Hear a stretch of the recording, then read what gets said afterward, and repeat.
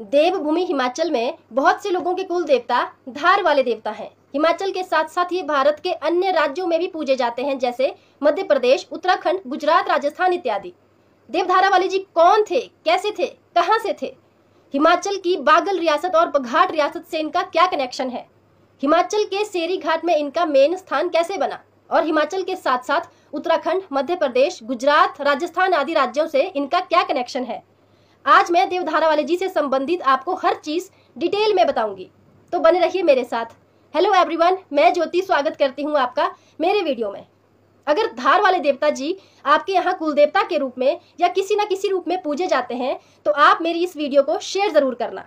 इसके दो रीजन है। नंबर 1, धारा वाले देवता के बारे में सोशल मीडिया पे इंफॉर्मेशन बहुत कम दी गई है, और नंबर 2, ये हमारी धर्म, संस्कृति और धरोहर से कनेक्टेड है। धारा वाले देवता राजा जगदेव पवार एक महावीर, पराक्रमी, उच्च क्षत्रिय चित्तगुण वाले योद्धा और राजा थे। ये अपनी दानशीलता और वीरता के लिए भारत के कई राज्यों में प्रसिद्ध थे। सफेद आवरण में रहते थे, सफेद ही इनका घोड़ा होता था, और जब ये अपने घोड़े पर बैठ के युद्ध करने जाया करते थे तो कहते हैं 40-40 दुश्मन सैनिकों को पलक झपकते ही मार गिराया करते थे। कई दुश्मन सैनिक इनका नाम सुन के कांप जाया करते थे। आमने सामने के युद्ध में शेर और हाथी से युद्ध कर उन्हें मार गिराने की इनमें अद्भुत क्षमता थी। ये बहुत ही दयालु और दानवीर थे। इन्होंने अपना शीश माँ काली को 7 बार अर्पित किया था, इसीलिए माँ काली ने इन्हें अमरता और युगों युगों तक पूजे जाने का आशीर्वाद भी दिया था। इसलिए इन्हें शीशदानी जगदेव पवार या दानवीर जगदेव पवार के नाम से भी जाना जाता है। द्वापर युग में जहां दानवीर के नाम से कर्ण को जाना जाता है, वहीं कलयुग में दानवीर के नाम से राजा जगदेव पवार को जाना जाता है। जी हाँ, ये कलयुग के अवतारी थे। इनका जन्म सन 1045 में मध्य प्रदेश के मालवा राज्य की राजधानी धार नगरी में हुआ था। मालवा को वर्तमान में उज्जैन के नाम से जाना जाता है। इनके पिता का नाम उदयादित्य था। उदयादित्य की 2 रानियां थी, एक बघेल राजवंश से और एक सोलंकी राजवंश से। बघेल राजवंश की जो रानी थी उनके पुत्र का नाम रणधवल था, और सोलंकी राजवंश की जो रानी थी उनके पुत्र का नाम जगदेव पवार था। रणधवल राजकुमार जगदेव से 2 वर्ष बड़े थे। रणधवल की माँ बघेली बहुत पापी और कपटी थी। हमेशा से चाहती थी कि सारा राजपाट शासन सब रणधवल को मिले, वो राजा बने, मैं पटरानी बनूं, और इस तरह की भावना के चलते वो राजकुमार जगदेव और उनकी माँ से बहुत बुरा व्यवहार किया करती थी। खुद ठाट बाट से राजा के साथ महल में रहा करती थी, लेकिन राजकुमार जगदेव और उनकी माता महल से दूर एक छोटे से घर में रहते थे। राजा उदयादित्य ने उन्हें गुजारे के लिए तनसु नामक गांव दे रखा था। यूं तो तनसु गांव काफी बड़ा था, लेकिन वहां की आय से राजकुमार जगदेव और उनकी माता का गुजारा ढंग से नहीं हो पाता था, क्योंकि उनके पास कई दासियां, घोड़े, हाथी वगैरह थे। तनसु गांव की आय से उन सब का गुजारा कर पाना कठिन होता था। राजकुमार जगदेव जब थोड़े बड़े होते हैं तो एक दिन राजा उदयादित्य ने अपने पुत्र से मिलने की इच्छा करके उन्हें महल में बुलाया। राजकुमार जगदेव ने उस वक्त मोटे से कपड़े की अंगरखी पहन रखी थी और सर में साफा बांध रखा था। ये देखकर राजा उदयादित्य ने राजकुमार जगदेव से पूछा, बेटा, तुम इतने शक्तिशाली राजा के पुत्र हो और तुमने इतने गंदे वस्त्र पहन रखे हैं, क्या तुम्हारे पास पोशाक नहीं है? राजकुमार जगदेव ने उत्तर दिया, पिताजी, आपको मेरी पोशाक की पड़ी है? हमारे पास तो खाने के भी लाले पड़े होते हैं। तनसु गांव से हमारा गुजारा नहीं हो पाता। ये सुनकर राजा उदयादित्य को बहुत बुरा लगता है। उन्होंने 1-1 रुपए के सिक्कों की थैली राजकुमार जगदेव को दी और कहा, इससे तुम्हारा कुछ दिन गुजारा भी हो जाएगा और तुम्हारे लिए अच्छी सी पोशाक भी आ जाएगी। राजकुमार जगदेव खुश होके महल से चले जाते हैं, लेकिन ये सारा वृतांत बघेली रानी के पास उसके वफादार नौकर द्वारा बता दिया जाता है। आग बबूला होकर बघेली रानी अब राजा उदयादित्य को अपने कक्ष में बुलाती है और क्रोधित होकर कहती है, आपने उस कलमुहे जगदेव को क्या दिया, क्यों दिया, और जो भी आपने उसे दिया है वापिस मंगवा लीजिए, वरना अच्छा नहीं होगा। राजा उदयादित्य कहते हैं, वो मेरा पुत्र है, मैंने उसे जो दिया वो दिया, मैं उससे वापिस नहीं लूंगा, लेकिन हाँ इतना कर सकता हूँ कि अगर दूसरी बार मैं उसे कुछ दूं तो तुमसे पूछ कर दूं। इतना कहकर राजा उदयादित्य वहां से चले जाते हैं। कुछ समय बीतने के पश्चात मांडवगढ़ के राजा पे किसी बाहरी शासक ने आक्रमण कर दिया, तो मांडवगढ़ के राजा ने राजा उदयादित्य से मदद मांगी। राजा उदयादित्य अब मांडवगढ़ के लिए निकलते हैं और बघेली रानी के पास कुछ मुद्राएं, कुछ रुपए देकर कहते हैं कि मेरे दोनों राजकुमारों का ध्यान रखना। लेकिन बघेली रानी जितना प्रेम अपने पुत्र रणधवल से किया करती थी, उतनी ही नफरत, ईर्ष्या की भावना वो राजकुमार जगदेव से किया करती थी। उनका चेहरा तक देखना वो पसंद नहीं करती थी।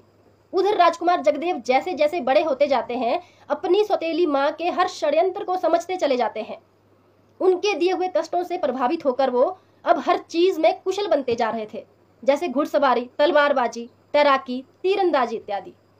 उनकी वीरता, उनकी बहादुरी के किस्से भारत के कई राज्यों में अब फैलने लगे थे। उनकी कीर्ति से प्रभावित होकर गौड़ देश के राजा गंभीर सिंह ने अपनी पुत्री का विवाह राजकुमार जगदेव से कराने का निश्चय किया।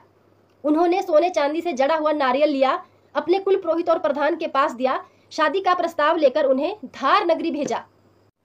लेकिन बघेली रानी को जब इस बात का पता चलता है तो वो कुल पुरोहित और प्रधान से कहती है कि उस जगदेव से राजकुमारी का विवाह करा के क्या करोगे? वो और उसकी माँ बहुत गरीब है, एक छोटे से घर में दूर कहीं रहते हैं। मेरा पुत्र राजा बनेगा, मैं इस महल की पटरानी हूँ। मेरे पुत्र से अपनी पुत्री का विवाह कराइए तो ही आपका फायदा है। इस प्रकार कुल पुरोहित और प्रधान ने वो सोने चांदी से जड़ा हुआ नारियल रणधवल को दे दिया और ये सारा वृतांत गौड़ देश के राजा गंभीर को बताया। राजा गंभीर को जब इस बात का पता चलता है तो वो बहुत दुखी होकर कहते हैं कि तुम दोनों ने जो किया वो बहुत गलत किया। वो नारियल तो राजकुमार जगदेव को ही देना था, लेकिन मैं अब बघेली रानी के षड्यंत्र को अच्छी तरह से समझ गया हूँ। उन्होंने एक पत्र लिखवाकर बघेली रानी के लिए एक संदेश भेजा कि जल्दी ही विवाह की तैयारियां शुरू की जाए और विवाह में बारात में राजकुमार जगदेव को अवश्य अवश्य लाया जाए। रानी बघेली को जब इस बात का पता चलता है तो वो सोचती है कि राजकुमार जगदेव शादी में जाके क्या करेगा, ये तो सारी सजावट खराब कर देगा, लेकिन राजा गंभीर का आदेश है तो इसे ले जाना भी पड़ेगा। इस प्रकार राजकुमार रणधवल की बारात धार नगरी से लगभग 20,000 आदमियों के साथ, जिसमें राजकुमार जगदेव भी होते हैं, धार नगरी से निकलती है। चलते चलते बारात अब टोंकटोड़ा नगर में पहुंचती है। टोंकटोड़ा नगर राजस्थान के जयपुर से 83 मील की दूरी पर स्थित है। टोंकटोड़ा नगर के राजा उस वक्त राजा राजसिंह थे, जो कि आंखों के अंधे थे। उनके एक पुत्र जिनका नाम बीरज था और एक पुत्री थी जिसका नाम वीरमती था। वीरमती अब विवाह के योग्य हो गई थी। राजा राजसिंह ने राजकुमार जगदेव की वीरता, उनकी कीर्ति के किस्से सुन रखे थे। जब उनको पता चलता है कि धार नगरी से रणधवल की बारात में राजकुमार जगदेव भी आए हैं तो वो सोचते हैं कि क्यों ना मैं वीरमती का विवाह राजकुमार जगदेव से करा दूं। और इस तरह निश्चय कर वो सोने चांदी से जड़ा हुआ नारियल लेते हैं और राजकुमार जगदेव के पास वीरमती के विवाह का प्रस्ताव रखते हैं। सब लोग मान जाते हैं और अब वीरमती और राजकुमार जगदेव का विवाह होता है। उस वक्त राजकुमार जगदेव की उम्र 12 वर्ष की थी और उनके भाई रणधवल की उम्र 14 वर्ष थी। बारात को अब गौड़ देश के लिए निकलना था, इसीलिए उन्होंने वीरमती को वहीं छोड़ा और गौड़ देश के लिए निकल गए। गौड़ देश में जाकर राजकुमार रणधवल का विवाह होता है और जब बारात वापिस आती है तो राजकुमार जगदेव ने अपनी पत्नी वीरमती को अपने साथ रथ में बिठाया और इस प्रकार दोनों बहुएं धार नगरी पहुंचती हैं। धार नगरी में दोनों बहुओं का भव्य स्वागत किया जाता है। कुछ समय बीत जाने के बाद लगभग 2-3 वर्ष के पश्चात राजा उदयादित्य मांडवगढ़ से वापिस आते हैं। धार नगरी पहुंचते ही वो सबसे पहले अपने पुत्र राजकुमार जगदेव से मिलते हैं, उन्हें छाती से लगाते हैं और उन्हें अपने गले का हार, हाथ के कड़े, तलवार देकर कहते हैं कि शाम के वक्त महल में आना और एक अच्छा सा घोड़ा लेकर जाना। जब राजकुमार जगदेव को वो तलवार मिलती है तो वो बहुत खुश होते हैं और अपने पिताजी से कहते हैं कि अब मैं ये तलवार किसी को भी नहीं दूंगा, चाहे कोई भी मांगे। लेकिन ये सारा समाचार भी बघेली रानी के पास उसके वफादार नौकर द्वारा सुना दिया जाता है। आग बबूला हो उठी बघेली रानी अब राजा उदयादित्य के आने का इंतजार करती है। जैसे ही राजा बघेली रानी के पास उसके कक्ष में जाते हैं, वो क्रोधित होकर कहती है, महाराज, एक राजा की पहचान उसके गहने और उसकी तलवार होती है, लेकिन आपके पास तो मुझे न गहने दिखाई दे रहे हैं, न आपकी तलवार दिखाई दे रही है। ये सब कहाँ है? राजा उदयादित्य उत्तर देके कहते हैं, रानी, ये सब मैंने अपने पुत्र जगदेव को दे दिया है।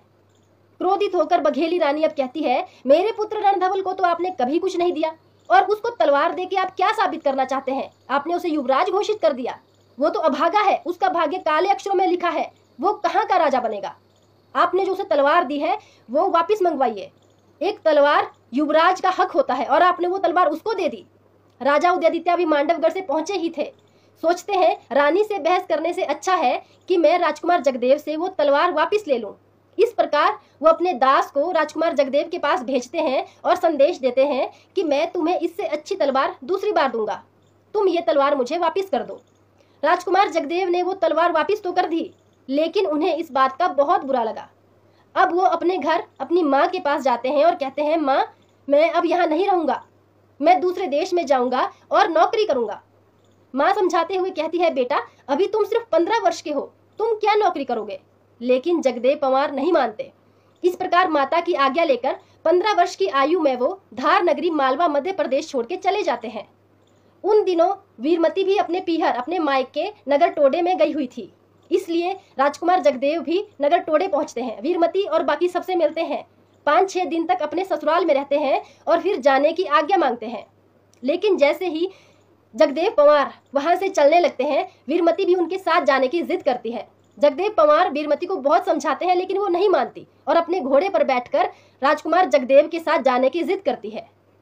दोनों अब कई प्रकार की बाधाओं का सामना करते करते गुजरात के पाटन में पहुंचते हैं। एक तालाब के किनारे रुकते हैं और थोड़ी देर विश्राम करते हैं। राजकुमार जगदेव ने दोनों घोड़ों को पेड़ से बांधा और वीरमती से कहा, तुम थोड़ी देर यहीं रुको, मैं नगर में जाकर कुछ रहने की व्यवस्था देख के आता हूँ। राजकुमार जगदेव वहां से चले जाते हैं। वीरमती घोड़ों के साथ वहीं रुकती है। थोड़ी देर पश्चात वहां एक महिला उस तालाब में पानी भरने आती है, तो वो बहुत सुंदर वीरमती को उधर घोड़ों के साथ अकेला देखती है। उसके पास जाती है और उससे उसका परिचय मांगती है। उस महिला ने थोड़ी देर वीरमती से बात करी और तुरंत जाकर जामोती को वीरमती का पता बताया। जामोती उस नगर की वेश्या थी जो बहुत ही धनवान थी। जामोती अब रानियों की तरह वेश बनाती है, अपने रथ पर बैठती है और वीरमती के पास पहुंचती है। वीरमती को अपनी मीठी मीठी बातों में उलझाकर उसे अपने घर में ले आती है और उसका आदर सत्कार करने का नाटक करती है। उसे भोजन कराती है और विश्राम करने के लिए एक कक्ष में भेज देती है। थोड़ी देर बाद उस कक्ष में एक नशे में धुत युवक जिसका नाम लाल कुंवर होता है, उस कक्ष में पहुंचता है और ये देखते ही जामोती बाहर से दरवाजा बंद कर देती है। 12-13 साल की वीरमती बहादुर होने के साथ साथ बहुत बुद्धिमान भी थी। उसने बड़े ही चालाकी से देखा कि इस युवक की हालत कैसी है। थोड़ी देर उससे बातें करी और मौका देखते ही उसने अपना चाकू निकाला और उस युवक के सीने में खोंप डाला, टुकड़े टुकड़े कर कर उसकी हत्या कर दी और अंदर से दरवाजा बंद कर दिया। थोड़ी ही देर बाद ये खबर पूरे नगर में फैल गई। जामोती अब जोर जोर से दरवाजा खटखटाती है और कहती है, तू एक बार बाहर तो आ, तुझे मैं बताती हूँ, तुझे पता नहीं है तूने क्या किया है। लेकिन वीरमती दरवाजा नहीं खोलती। जामोती ने अपने 4-5 आदमी खिड़की के रास्ते भेजे, लेकिन वीरमती के पास जो ही आता वो उसका गला काट देती। इस खबर का पता जब सिद्धराज जयसिंह जो पाटन नरेश होते हैं उन्हें चलता है, तो वो तुरंत अपने घोड़े पर बैठकर घटना स्थल पर पहुंचते हैं। दरवाजा खटखटाकर कहते हैं, मैं पाटन नरेश सिद्धराज जयसिंह हूँ, तुम्हारी सुरक्षा के लिए आया हूँ, दरवाजा खोलो। इतनी ही देर में राजकुमार जगदेव भी वहां पहुंच जाते हैं। वो भी दरवाजा खटखटा के कहते हैं, वीरमती बाहर आ जाओ। वीरमती बाहर आती है और कहती है, महाराज नगर टोडे मेरा मायका है, राजा राज सिंह की मैं पुत्री हूँ। धार नगरी में मेरा ससुराल है और राजा उदयादित्य की मैं बहू हूँ। गरजती हुई वीरमती की आवाज सुनकर राजकुमार जगदेव और सिद्धराज जयसिंह हैरान हो जाते हैं। वीरमती ने अब सारा वृत्तांत राजकुमार जगदेव यानी उनके पति और सिद्धराज जयसिंह को बताया। सिद्धराज जयसिंह ने धार नगरी को छोड़ने का कारण राजकुमार जगदेव से पूछा तो उन्होंने सब बता दिया। सिद्धराज जयसिंह बहुत दयालु थे। उन्होंने वीरमती और राजकुमार जगदेव से कहा, तुम दोनों मेरे पुत्र और पुत्री समान हो, तुम दोनों आज के बाद मेरे महल में रहोगे और तुम्हारी सुरक्षा की जिम्मेवारी अब मेरी है। इस प्रकार जगदेव पवार और वीरमती सिद्धराज जयसिंह के साथ उनके महल में पहुंचते हैं। सिद्धराज जयसिंह ने जगदेव पवार को नौकरी का प्रस्ताव देकर कहा कि तुम कितना वेतन लोगे। जगदेव पवार कहते हैं कि मैं प्रतिदिन 2000 रुपए वेतन लूंगा, चाहे आप मुझसे कितना भी कठिन कार्य करवा लो। सिद्धराज जयसिंह कहते हैं, इसका मतलब तुम्हारा जो मासिक वेतन होगा वो 60,000 रुपए होगा। और इस तरह सिद्धराज जयसिंह ने जगदेव पवार को अपने महल में 60,000 प्रति मासिक वेतन पर नौकरी पर रख लिया। एक साल में वीरमती और जगदेव के यहाँ एक पुत्र पैदा होता है जिसका नाम जगधवल रखा जाता है। उसके 3 वर्ष पश्चात एक और पुत्र पैदा होता है जिसका नाम बिजधवल रखा जाता है। जगदेव पवार सच्चे मन से अपने महाराज की सेवा करते हैं और एक सच्चे स्वामी भक्त और देशभक्त होने का प्रमाण देते हैं। सिद्धराज जयसिंह जगदेव पवार से बहुत प्रेम करते हैं।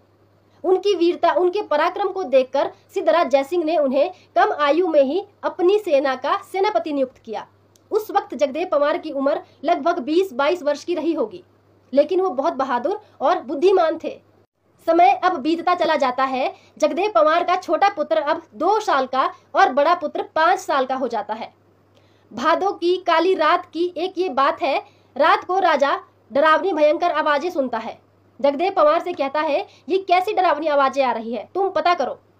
जगदेव पवार आज्ञा पाते ही उन डरावनी आवाजों का पता करने के लिए महल से बाहर निकलते हैं। सिद्धराज सोचता है कि क्या जगदेव पवार सच में इतनी रात को उन आवाजों का पता कर पाएगा? क्या ये सच में इतना बहादुर है? देखना चाहिए।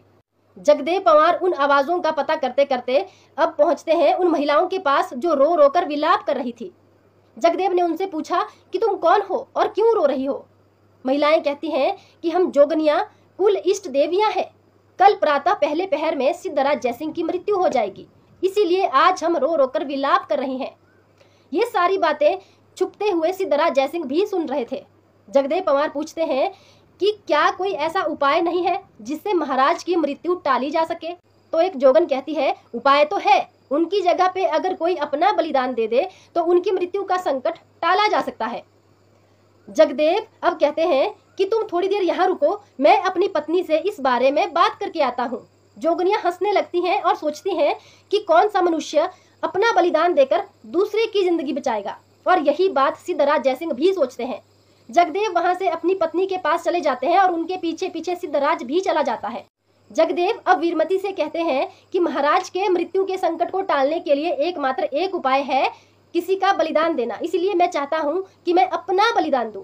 तो वीरमती कहती है, आपने बहुत अच्छा सोचा है, लेकिन आप अपना बलिदान देंगे तो मैं भी अपना बलिदान दूंगी, और अगर हम दोनों अपना बलिदान देंगे तो हमारे बच्चे क्या करेंगे? हम चारों अपना बलिदान देंगे। और ये सोचते ही चारों जोगनियों के पास पहुंचते हैं और उनके पीछे पीछे सिद्धराज जयसिंह भी पहुंच जाता है। जगदेव ने अब जोगनियों से पूछा, अगर एक बलिदान दिया जाएगा तो महाराज की आयु कितनी बढ़ जाएगी? जोगन कहती है 12 वर्ष बढ़ जाएगी। तो जगदेव कहते हैं, हम चारों अपना बलिदान देना चाहते हैं, तो महाराज की आयु कितनी बढ़ जाएगी? जोगन कहती हैं कि उनकी आयु 48 वर्ष तक बढ़ जाएगी। बस ये सुनना ही था। जगदेव पवार ने अपनी तलवार निकाली, अपना सर काटा और अपने साथ साथ वीरमती और दोनों बच्चों के सर काट दिए। ये देखते ही जोगनियां बहुत प्रसन्न होती हैं और उन चारों को पुनः जीवित करती हैं। छुपता हुआ सिद्धराज जयसिंह भी ये सब देख रहा था और बहुत हैरान होता है। जोगनियां अब वीरमती और जगदेव पवार से कहती हैं कि तुमने अपना और अपने बच्चों का बलिदान देकर हमें प्रसन्न किया है, इसके लिए हम तुम्हारे महाराज की उम्र को 48 वर्ष बढ़ाते हैं। इसके बाद जगदेव पवार और वीरमती अपने बच्चों के साथ अपने कक्ष में जाते हैं। उनके साथ साथ सिद्धराज जयसिंह, जिसने ये सारा वृतांत सुना, वो भी अपने महल में अपने कक्ष में जाते हैं। पूरी रात सिद्धराज ये सोचता रह गया कि कोई इतना बहादुर, इतना महान कैसे हो सकता है। जगदेव पवार के साथ साथ वीरमती ने भी अपने और अपने बच्चों का बलिदान दे दिया। ये सच में बहुत महानता की बात है।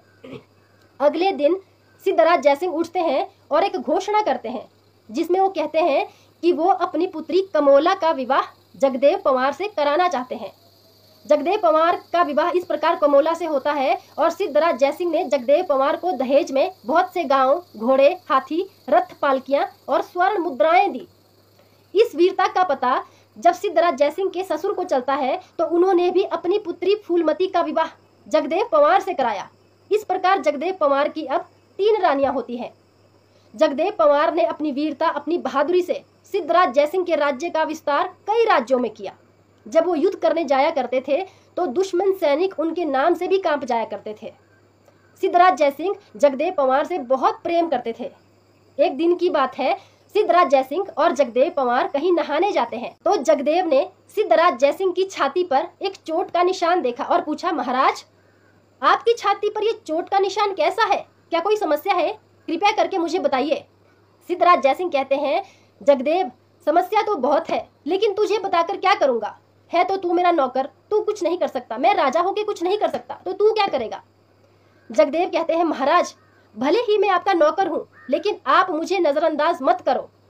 मैं धार नगरी के राजा उदयादित्य का पुत्र हूँ, आपके यहाँ नौकरी करता हूँ, ये मेरी मजबूरी है। कृपया करके मुझे अपनी समस्या बताइए। सिद्धराज जयसिंह अब जगदेव से कहते हैं, जगदेव समस्या तो गंभीर है। रात को मेरे महल में भैरव आता है, मेरा रूप बनाकर वो मेरे कक्ष में जाता है, मुझे जमीन पे पटक के मेरे छाती पे पलंग का पावा रखता है और मेरे पत्नी के शरीर में प्रवेश करता है। एक राजा होके मैं इस समस्या का निवारण भी नहीं कर सकता और किसी को बता भी नहीं सकता। जगदेव पवार अब कहते हैं, महाराज आज आपकी इस समस्या का अंत भी हो जाएगा। रात होती है, जगदेव पवार भैरव का इंतजार करने लगते हैं। भैरव आता है, सिद्धराज जयसिंह का रूप बनाता है और उनके कक्ष में जाने लगता है। तो जगदेव ने उसे पीछे से पकड़ लिया, जमीन पे पटक दिया। उठ खड़ा होकर भैरव कहता है कि मैं देवता हूँ, तू साधारण सा मनुष्य मेरा कुछ नहीं बिगाड़ सकता। तो जगदेव पवार कहते हैं, देवता होके पराये घर ने पग धरे, ये नीच काम करके तुझे शर्म नहीं आती। इस प्रकार दोनों में अब युद्ध छिड़ जाता है।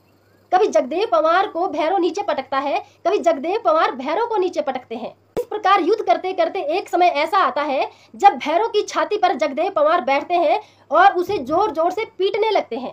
क्रोध में आकर उसकी एक टांग पकड़ते हैं और ऐसे मरोड़ते हैं कि उसकी टांग टूट जाती है। जगदेव पवार भैरव को बंदी बना लेते हैं। इधर माता काली को चिंता होती है कि भैरव को गए हुए काफी दिन बीत गए हैं, लेकिन वो अभी तक नहीं आया। भैरव का पता करते करते अब माँ काली भैरव के पास पहुंचती है और सारी समस्या पूछती है। भैरव माता से कहता है, माता अब मैं तेरे साथ नहीं जाऊंगा। अगर तू चाहती है कि मैं तेरे साथ आऊं तो तुझे पहले जगदेव पवार का शीश मुझे लाके देना होगा। माँ काली कहती है, भैरव मैंने तुझे पहले ही बताया था, जहाँ जगदेव पवार होगा तू वहां नहीं जाएगा, लेकिन तूने वही काम किया।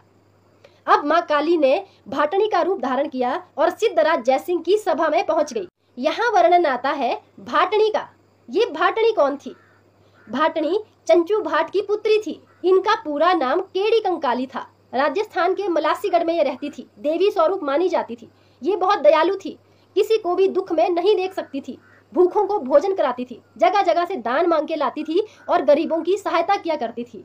माता काली ने अब इसी भाटनी केड़ी कंकाली का रूप धारण किया और सिद्धराज जयसिंह की सभा में पहुंच जाती है और वहां कहती है, महाराज मैं भाटनी केड़ी कंकाली आकाश पाताल पृथ्वी में सब जन की परीक्षा लिए फिरती हूँ। आज यहाँ आपके दरबार में आई हूँ दान मांगने, मुझे दान दीजिए। और इतना कहकर वो जगदेव पवार के सामने हाथ फैलाती है। ये देखकर सिद्धराज जयसिंह उससे कहते हैं, देवी एक महल में राजा का अधिकार सबसे पहले होता है, लेकिन तुम जगदेव पवार से दान मांग रही हो। अगर मांगना ही है तो मुझसे दान मांगो, मैं तुम्हें दान दूंगा। लेकिन भाटनी कहती है, महाराज मैंने जगदेव पवार की वीरता के बहुत किस्से सुन रखे हैं, लगता है आपको इनके बारे में अभी मालूम नहीं है। मैं तो पहले जगदेव पवार से ही दान लूंगी। सिद्धराज अब कहता है, ठीक है, जितना दान तुम्हें जगदेव पवार देगा उससे चौगुना दान तुम्हें मैं दूंगा।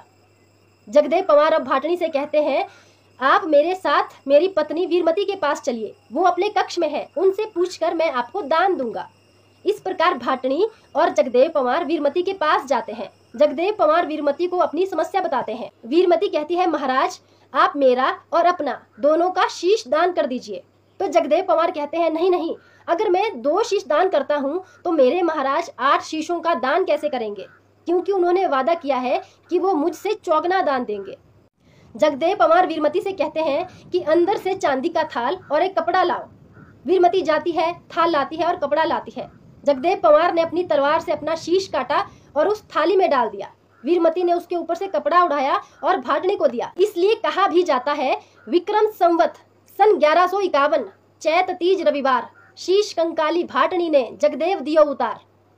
भाटनी केड़ी कंकाली ने अब दान की थाली वीरमती से ली और उससे कहा कि तुम जगदेव पवार की देह पे कोई मक्खी ना बैठने देना, इनकी देह का ध्यान रखना, मैं दिया हुआ दान राजसभा में बता के आती हूँ। भाटनी अब सभा में जाती है और थाली भर दान देखकर सिद्धराज सोचता है कि जगदेव ने बस 1 थाली भर दान दिया, ऐसी कई 100 थालियां मैं भाटनी को दान में दे दूंगा। लेकिन जैसे ही भाटनी ने ऊपर से कपड़ा हटाया, सिद्धराज के साथ साथ सभा के अन्य लोग भी हैरान हो जाते हैं। भाटनी अब सिद्धराज से कहती है, लाइए महाराज दान दीजिए, चौगुने दान का आपने वादा किया था। लेकिन सिद्धराज कहता है, देवी आप मेरे घोड़े का शीश ले लीजिए, लेकिन मैं अपना बलिदान नहीं दे सकता। लेकिन भाटनी नहीं मानती। अब भाटनी शीश लेके वीरमती के पास जाती है और मृत संजीवनी जगदेव पवार की देह पर छिड़क के पुनः उन्हें जीवित करती है। जगदेव पवार अब भाटनी से कहते हैं, देवी मैं तुम्हें क्या दे सकता हूँ। भाटनी कहती है, जगदेव मैं तुम्हारे शीश दान से बहुत प्रसन्न हूँ, मुझे और कुछ नहीं चाहिए। अगर तुम्हें कुछ करना है तो तुम कारागार से भैरव को आजाद कर दो।